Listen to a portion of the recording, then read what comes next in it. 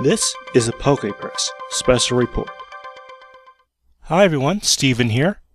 I wanted to take a moment to go over a series of events that occurred in the US distribution of the Pokemon anime a few years back.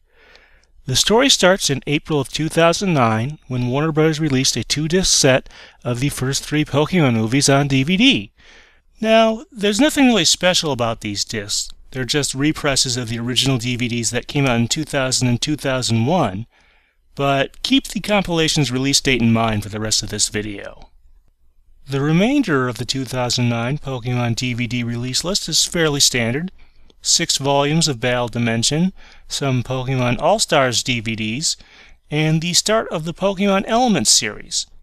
Then early November, something interesting happens. Remember that 3-movie set from earlier in the year?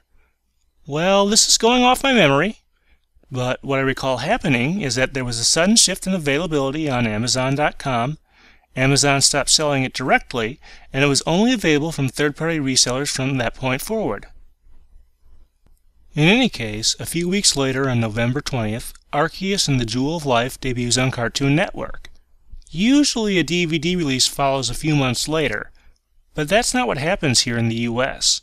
In fact, the final volumes of Battle Dimension from October end up being the last new Pokemon DVDs in America for quite some time, leading to what I've termed the Arceus Gap.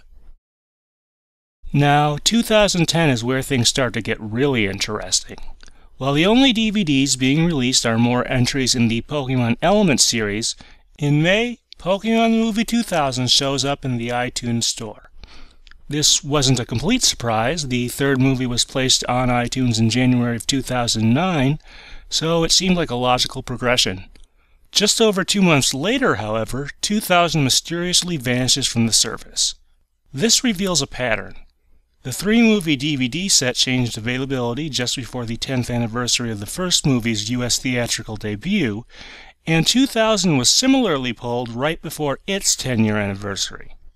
The theory I have here is that Warner Bros. Rights to distribute these movies were expiring during this period, and the gap in new releases was caused by a prolonged series of negotiations.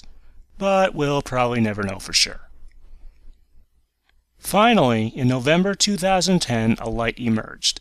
Arceus and the Jewel of Life was given a US DVD release date of February 1st, 2011. TV DVDs would resume in March 2011 with the release of the first volumes of Galactic Battles, nearly 2 years after that season debuted on Cartoon Network, but at least things were moving again. While the Arceus Gap may be over, there are still some lasting effects. Much like the first and second movies, the third Pokemon movie vanished from the US iTunes Store right around its 10-year mark in early 2011, and all 3 of those movies are now out of print in the US. Also, while the movie gap has improved with the Zoroark and Victini films, the TV gap remains about the same. Volume 1 of Black and White is scheduled to be released on DVD in November of this year, still nearly 2 years from when that season started. So that's the Arceus Gap. Be sure to let me know what you thought of this retrospective, and suggest any topics you might want me to talk about in the future. Thanks! This has been a PokePress Special Report.